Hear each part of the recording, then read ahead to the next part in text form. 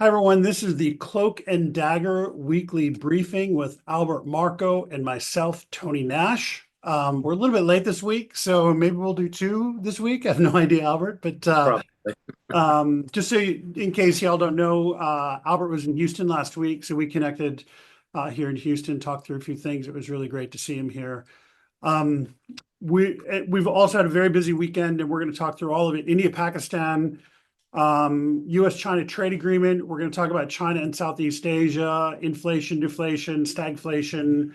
We're going to talk through Trump, Middle East, the trip he's on right now, and even some potential implications for things like AI, all that sort of thing. So, Albert, India, Pakistan, you said over the weekend, don't worry, nuclear is not going to happen. I was a little worried, I'll be honest. I was a little bit worried. What you worried about, Tony? The thing that worried me is this, and someone else said this, I can't lay claim to this, but the problem is if you have a minor nuclear confrontation, that can trigger other minor nuclear confrontations. So for example, India, Pakistan have a minor nuclear confrontation. Then all of a sudden you potentially have a Russia-Ukraine minor nuclear confrontation, and maybe you have a China-Taiwan minor nuclear confrontation. So that was my main worry. It's not necessarily that I thought India, Pakistan were going to demolish each other. It's just the precedent of a minor nuclear confrontation. Now, what we saw over the weekend, Trump came out with his typical email or typical blast, we settled this, all this other stuff. And initially I thought, it's just bluster. But actually, in the wake of it, we've seen people validate the fact that Rubio and Vance were actually involved in it, which is great, right? So playing both sides of India, Pakistan, of course, my observation is, aside from maybe putting out some statements about wanting peace, China really didn't do anything aside from supply weapons to Pakistan. So China's desire to be this diplomatic force just isn't there, whereas Rubio and Vance pick up the phone, and of course it wasn't a 15-minute call. It was a pretty agonizing discussion, I'm sure, but the U.S. still has that diplomatic weight to settle stuff like this. Yeah, the U.S. is the world superpower. It's issuer of reserve currency and biggest military supplier in the world. The best technology. Of course, the Indians are going to have to listen. It's one of their biggest economic partners. China isn't. China is an adversary to the Indians. So why would they care what the Chinese say? And on top of that, the Chinese probably, poke the Pakistanis once in a while to cause trouble for India. So why would do? Yeah. Pakistan is that backbencher in Asia. Like they're the ones kind of in British Parliament who sit in the back bench and just scream random stuff, right? Yep. And so they do that for everyone around them. They're the wild card. And people assume and believe that China kind of owns Pakistan. And I would say China owns Pakistan in the way that China owns Iran. China invested $62 billion in Pakistan for Belt and Road and so on and so forth. But all of these countries will take foreign money. It doesn't mean you own them. Until you have the military force to enforce your will, you cannot own another country. So all these Southeast Asian countries who took Belt and Road funds, all these Middle Eastern countries, European countries who took Belt and Road funds, if you're a weak power or a middle income power, you're going to take the money. They're not going to have any way to enforce it. Of course. That's just the way it is. That's why I laugh when people sit there and point out that the Chinese own all these ports in the world. I'm like, yeah, they don't really own them because they get kicked out in 2 minutes if they really wanted, if they really wanted to. So it's not like they own anything. You have to have the stick, not just the carrot, to be able to push the donkey ahead. Right. So I'll tell you what kind of surprised me about this, and what surprised me is, and I guess it's not surprising, but the Indian government had the focus to actually go up to the line and say, okay, if you want to screw with us, we'll take retaliatory action. And they proved that they would do it. And I think domestically, Indians have been waiting for that for some time. They've been waiting for a leader to tell Pakistan to go to hell, and that they're not afraid to take them on. And I think the Pakistanis, to be honest, were a little bit surprised by Modi's resolve in terms of getting this done and helping Pakistan understand that you can't screw with them. Is that like, did you expect that from the outset, or is that a surprise to you? No, I expected that. I mean, listen, the Indians are far more powerful than the Pakistanis are. Oh, absolutely. Without even it's not even a debate.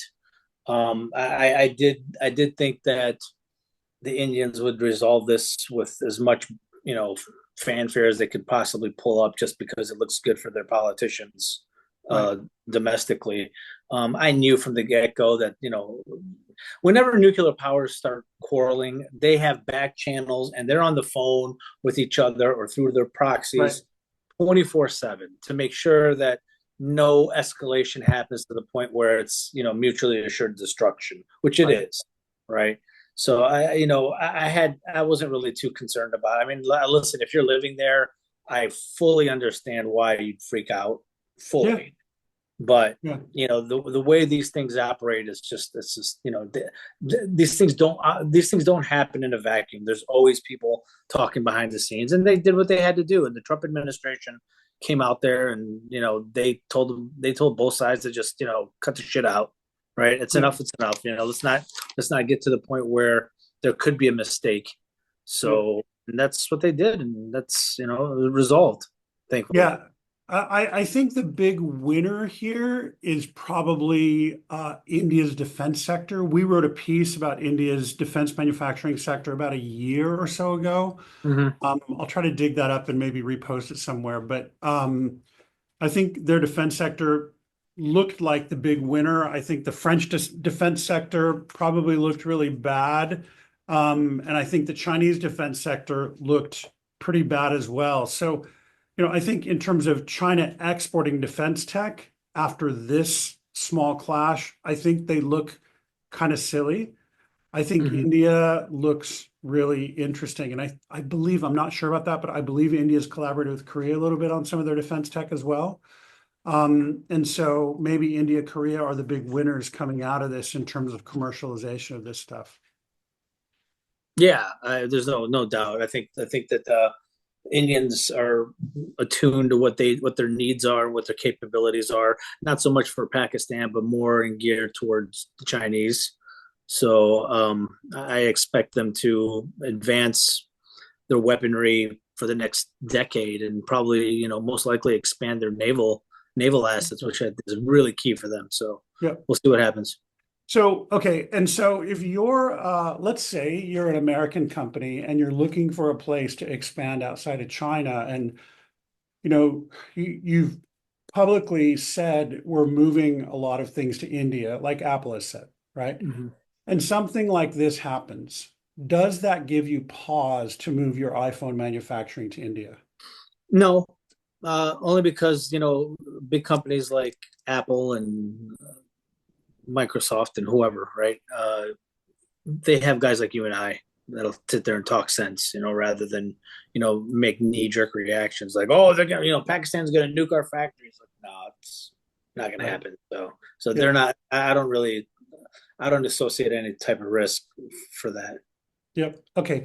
Good. Okay. Before we move on to the next topic, I've got to say this. This is from Cloak and Dagger, this show. Mhm. Please subscribe to Cloak and Dagger. We have a free subscription. You can subscribe for free. You can pay us $10 a month if you want. We would love that. But if you just want to start with a free subscription, that's great. And like and subscribe to the video if you're watching on YouTube, please, because we need that visibility. Okay, let's go to the next topic is the U.S. China trade agreement. So, I posted on Saturday, hey, be careful of any either overly positive or overly negative announcements that come out of this. And of course, everything that came out was extremely positive. And and markets have just really celebrated over the past 2 days. So, Albert, first of all, what's your read on what came out of it? I just think it's, you know, nonsense declarations by the Trump administration and others, you know, celebrating something that's not really resolved at the moment, right? I Right. mean, in my opinion, they went a little bit hastily talking about tariffs on China and whatnot to the levels that they did. And now, Trump is trying to roll all these things back. Yeah, you could talk about art of the deal and so on and so forth, but it really roiled the markets. And now you say something positive, like, we're going to have a deal, or, trade, the tariffs have been suspended for 90 days and the markets rally beyond comprehension. I mean, they're trading like crypto, not really like Yeah. markets normally do.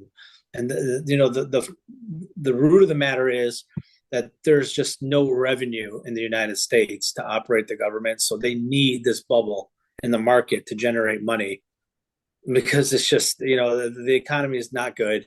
This onshoring idea that Trump and the administration and the GOP tout is just years away. That sort of stuff doesn't happen, in 2 years before midterms. It's just We just published a piece on that today, by the way, on Cloak and Dagger. Yeah, I mean, I had to write about it because, like, there's so much like just nonsense and clickbait out there saying, "Oh, we're going to bring jobs back to America," this and that. I'm like, yeah, maybe in like 20 years. I mean, it's commendable, but realistically, that doesn't really happen that fast. You might have some companies expand stuff that they already have footprint in the United States, but talking about like companies abandoning China or abandoning India, Vietnam, and moving to the U.S. is just, nonsensical. So you and I differ on that point of view, and that's fine. That's fine. Yeah, I know one of us has got to be wrong. That's right. So you and I differ on that. I think that given the kind of $8 trillion of direct investment that has been announced since Inauguration Day, I think we do start to see some of these factories built. We do start to see some real traction. Of course, initially it's just light industry, these sorts of things. It's not necessarily super heavy. We're not going to see shipbuilding in the next 18 months, of course, right? These Japan Korea discussions, that's not going to happen in the next 18 months. But I think we will see light manufacturing and other things move. Some say high-end assembly, these sorts of things will move. If not to the U.S., they'll move into a U.S. No, I agree with that, Tony. I agree with that, but we have to differentiate something. Like, I totally agree with that. I do think that there's going to, like I said, there's going to be some manufacturing, like auto industry, like jobs from Germany and whatnot. It'll be more assembled in the United States, right? Toyota, and Volvo, and Mercedes and whatnot. Volvo is Chinese. They're moving to the U.S. What's that? Volvo is Chinese. They're moving. Well, they have a parts factory here in South Carolina. Okay. Yeah. So, actually, my brother works for a supplier, Chinese supplier, really? in South Carolina. Anyways, good.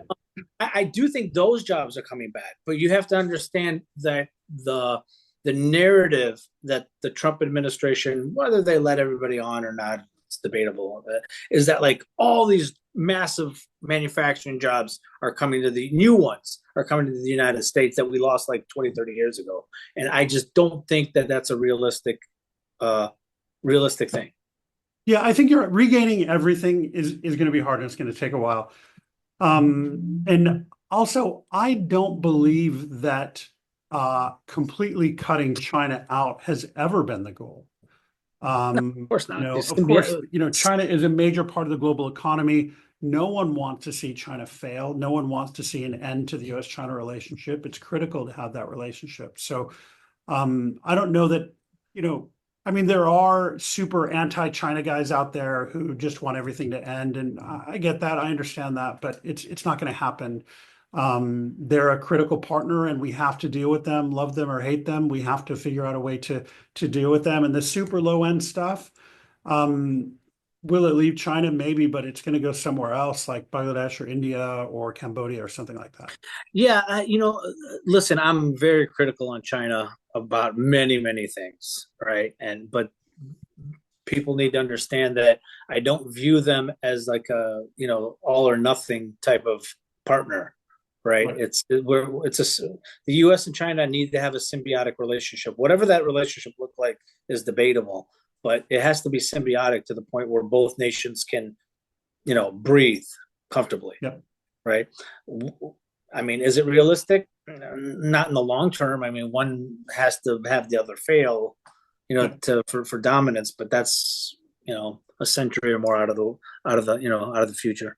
Yeah, and for what it's worth, kind of the mid-level people that I've met in China, they like America. They like Americans. So, the headlines that we see that everyone from China is a spy, that sort of thing, we have to be really careful about that. It's the secondary countries like in Singapore where people are polarized. Like you talk to a Singapore bureaucrat and you'll talk to them and they hate America. Some of them hate America and they love China. And I just, if they were the whatever 19th or 20th province of China, their perspective may change. But it's only in small places like that where people are just kind of anti-US and pro-China. I'm not Mhm. saying Singapore is anti-US. I'm saying you find bureaucrats in those places who have just fallen in love with the China narrative. Well, that's not just Asia, but that's also, Latin America, where Latin America, Europe, Middle East. Anthony Blinken and his little Soros cohorts installed all these socialist leaders that are now acting against the United States, which is just unbelievable. And all these are just remnants of, past Soviet KGB operations Oh, sure. Yeah. to build up their assets in the region. And the U.S. completely oblivious to the whole Latin American problem. Like, they're completely oblivious to the Chinese problem, globally. Yeah, sure, the Trump administration has acted more against it, Yep. trying to stamp out their influence globally, but a lot more work can be done. Yeah, and we wrote about that also, China's influence in Latin America. We wrote about China, Cuba. So there's a lot of that on Cloak and Dagger. We just did a piece, I think, yesterday on China and Southeast Asia and how they're putting their, factories and assembly points in Southeast Asia. The US is pretty wise to that. So I think for Southeast Asian countries, I don't think the tariffs are necessarily about them. It's about the Chinese extension of their manufacturing and supply chain in those countries. And being very careful of where those parts come from. So there's a lot of China reach that we've covered and will continue to cover. Albert, I want to talk about the kind of the inflation, deflation, stagflation discussion. So we had a CPI number come out today, and for as much as you trust CPI numbers, right? I don't trust them very much. Nah, They're not. totally political. Mhm. It does show a deceleration of inflation, though.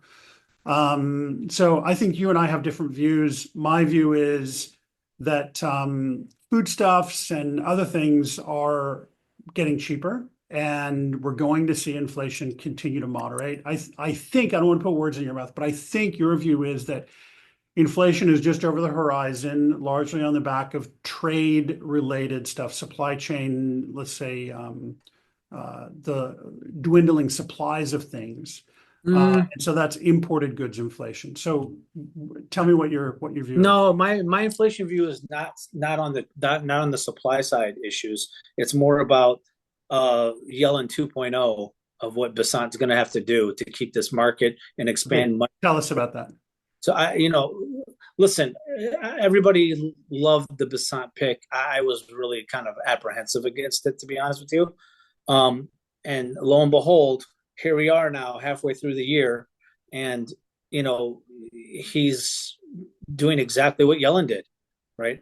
Expanding money into the market, rallying this gross rally of a market, right, up into the stratosphere for no real reason, to be honest with you. Well, we're almost at 5% on the 30-year, right? So why are you We pushing equities if your yields are going up?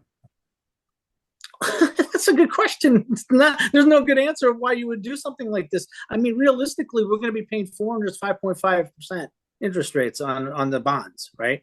But they're making 7%, so they don't really care at that point. But the whole like the Fed is going to cut rates. That's no way is the Fed cutting rates in 2025, right? No way, because they know, just like I do, that whatever Basant is doing is going to be inflationary, right? And if he doesn't cut it out, not right now, we won't see it, right? But as oil ticks up with whatever economic resurgence that's out there, money being expanded, items are going to go up. I sat there in a watch auction, right? And I bid on like maybe 17 watches, right? And the prices were double, Tony, of what they were in value. And this is the same type of stuff that I saw just before Yellen started really pumping the markets, right? Where It's are the just bids coming from for I those? have the globally, and it's like, and it's kind of weird because the whole global economy is supposed to be in a recession versus the United States, and because of these tariffs and whatnot, and the prices of things are just astronomical. I mean, like I was dumbfounded watching what was occurring. Like, where's all this money coming from? Why are they spending money on luxury items where you should be? Yeah, so we wrote a piece a month or so ago about how wealthy Chinese are using digital assets, like things within, say, Counter-Strike video games, to buy items and then sell them overseas as a way to launder money. Do you think the watch auctions could be a way for people to launder money to get Oh it? my God, are they ever? They're well known for that. I mean, that's a well known thing when they have like one watch go for $1 million that's not worth like 50. You know what I mean? Right. It's crazy. Yeah, I mean, there's all sorts of shenanigans that the watch industry pulls for tax evasion and money laundering. That's just I'll probably write something on Yeah, it. I know it that'd be very really well. interesting. I know it very well. Okay. So you're saying no Fed rate cuts this year. I'll take the other side of that. Okay, that's fine. You can take Okay. it. I'll Be bet wrong you a twice. You can crisp be wrong twice in a day. It's $1 fine with me. bill. I just don't see any Fed rate cuts. I don't see why would you cut at 59 or 6,000 ES? Why would you cut? What justification would you give? Well, inflation is tame, job market's okay. And Why would you not keep it tame then? Is my retort on that. Why would you not try to keep it tame? You know? and I know there isn't a direct relationship here, but I think we need to see rates cut so that eventually siphons through into longer bonds and consumer borrowing. There is no way to stop the consumer borrowing stuff right now until boomers die. I'm sorry to put it that way, but you know, people are so up to their eyeballs in debt that you really have to start, just liquidating things. And until we start to see a big portion of the population that holds debt, or that can pass on assets to, millennials to get out of debt, I think it's going to be really, really hard for people to get out of debt. So you just have to make holding debt easier for people, probably for the next 5 years. Now, the only way I do think a rate cut comes is if the housing market absolutely tanks and they're desperate to try to jumpstart it again. That I could see, but It's possible, but the housing numbers last month were actually up year on year. yeah, So but I'm talking about the values of the housing market, yeah, right? Like, yeah, I'm talking about like if we have a dip, which you probably will in the housing market. I mean, Florida and Texas are having an awful time. it's already hitting Florida and Texas. So Yeah, so those are usually leaders of which way the market's going to go. But and when I I, say Texas, I mean Dallas and Austin, because those are the markets that really heated up over the last 5, 6 years. And those are the markets that are deflating really quickly. yeah, well, I mean, that's the heart of Texas, housing economy, basically. That's where the big money houses are, Austin and Dallas. Yeah, but I'll argue that Dallas is the Midwest while Austin is Eastern California. I can't argue with that. Sorry. Sorry. Sorry. Um, Okay. yeah, so I just for the housing market, I think that it's in trouble, and that would be the only thing that I could see the Fed issuing a rate cut over. Okay.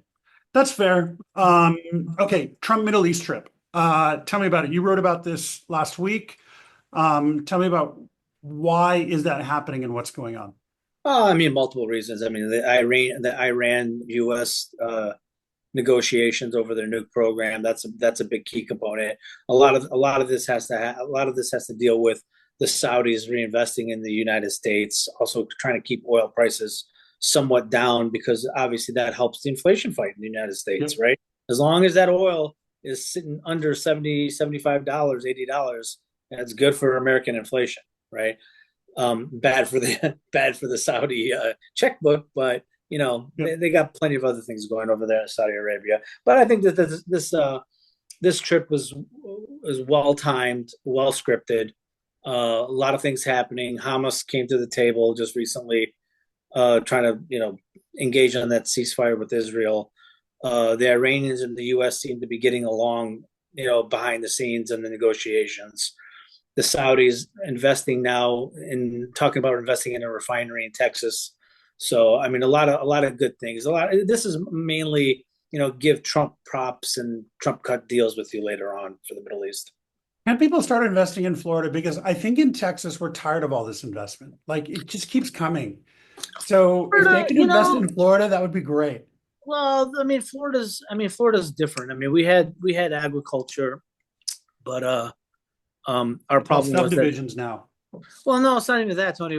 They have a lot of orange and pomegranate fields. The pomegranate fields have been gaining Hmm. well, but the orange industry is decimated. I think 90% of it's dead because of greening, an insect, a disease, Oh, basically. okay. So we haven't solved that thing, and that's been pretty catastrophic. I think Florida's agriculture industry is a big, big place where you could actually invest in if you're whether domestically or international partners. That's something they should definitely look into. There's a lot more to Florida than beaches and bikinis. Oh yeah, no, and I think in the Middle East particularly, food security is a big, big issue for them. And so investing in a place like Florida, talking to a place like Florida, this is not a commercial, by the way, for Florida, but No, no. looking at ag in Florida, I think would be really interesting for some of those guys. So let me ask you this. So just, over the weekend, we have the US working with Pakistan on a peace agreement. We have the US talking with Iran on a nuclear deal. We have the US working with Russia to go to Istanbul to talk with Ukraine over a peace Mhm. deal. Okay. Those are three key Chinese allies. I'll use the term allies loosely because I don't really believe China has any allies. Those are three key Chinese relationships that the US is putting their nose under the tent for, right? So do you think it's possible that the US can peel off Russia, Pakistan, and Iran, maybe not as allies, but at least as relationships, acquaintances, we'll say, that kind of intervenes with the depth of China's relationship with them? Do you think that's possible? Not really, not without significant investment. I mean, the Chinese have invest money in there and don't really put too many stipulations on it.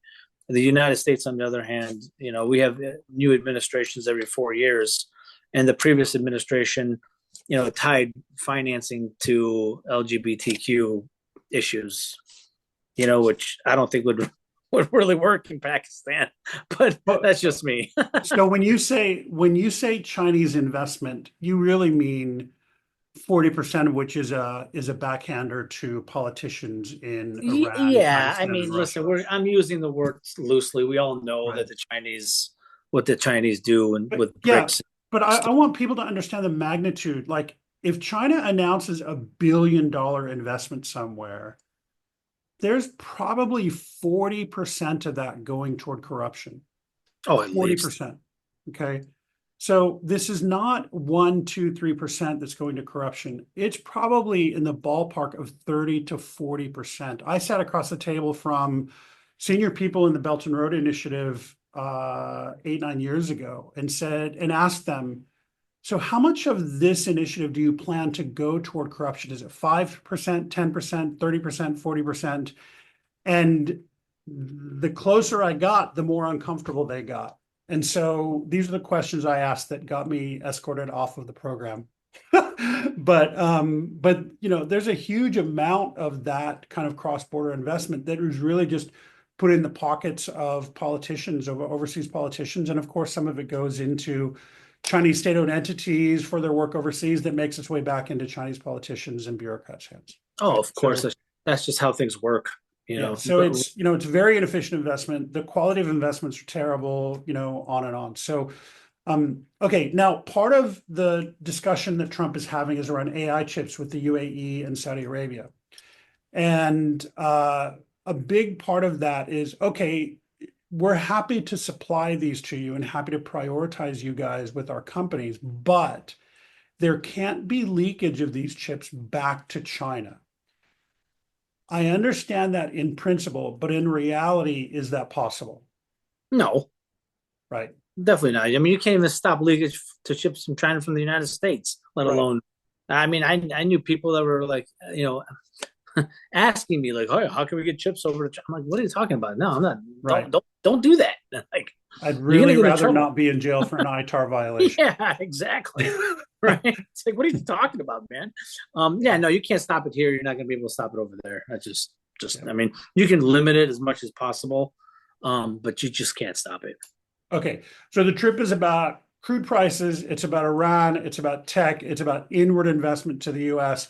Now, I've seen a lot of kind of screaming about Qatar over the past couple weeks. Well, it's been longer than that, but especially around this trip. People are really upset that Trump is accepting this jet from the Emir of Qatar, and they're a terrible place and everything else. And so I've been there a lot, actually. I used to speak at the Doha Forum every year. I held a panel there. So what's your read on Qatar, Albert?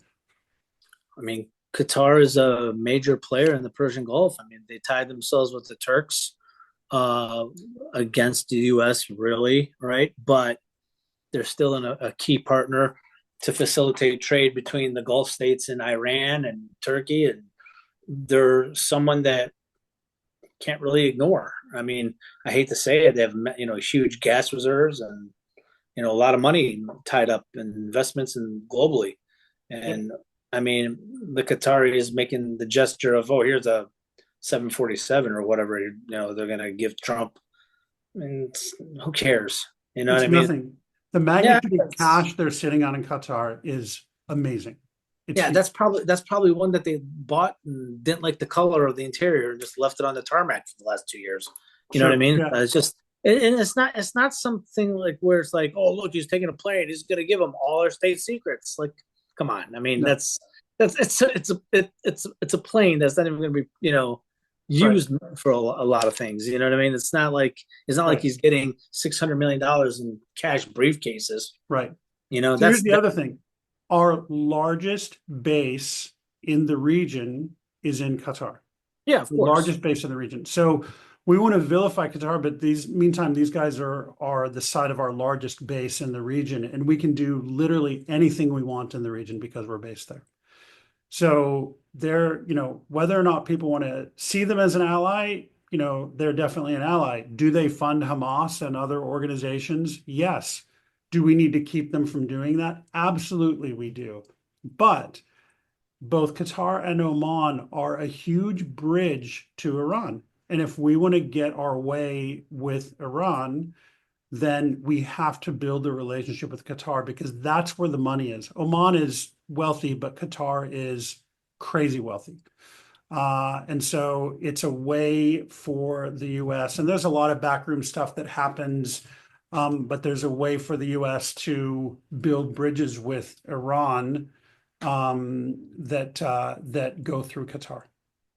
I agree. You can't sit there and isolate every single nation in the world because they do questionable things. Everybody does questionable things. Yep. It's the way the world works. We do questionable things here in the US. Never. So We don't do anything about them. right, exactly. No, there's no corruption here. We don't do anything questionable, all that stuff. That's right. So, okay, so Albert, as we go ahead, it's Tuesday.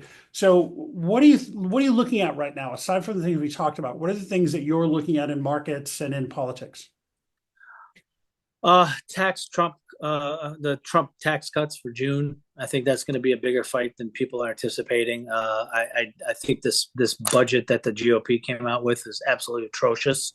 $4 trillion. I mean, come on, guys. I mean, you went on talking about debt, and then you go and do more than what Biden was doing. It's like, guys, Insanity. Yeah, can't happen. it's just insane. So What I do you think think about these prescription drug EO that Trump did? I really haven't really paid attention to it to be honest with you, Tony, because it's just like one of those things where most of the prescription drugs come from China and India, and the U.S. needs to expand their manufacturing, but the EPA makes it not cost effective here in the U.S. So that's the extent of I even been paying attention to that. To be quite Yeah.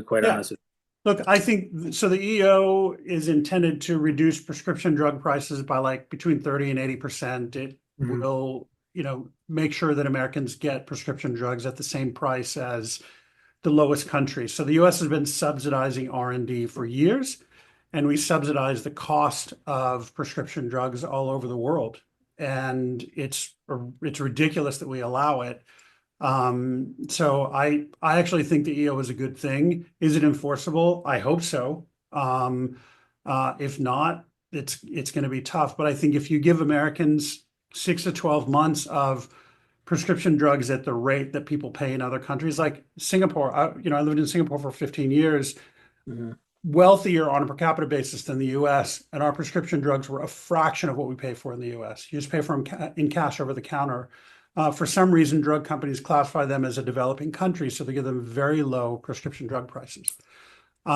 So it's just nonsensical the way that pricing is structured. And I think you could easily look at them as racketeers or price fixers or something like that. So if this EO and legislation doesn't work, then I would look for some sort of DOJ approach to reducing those prices.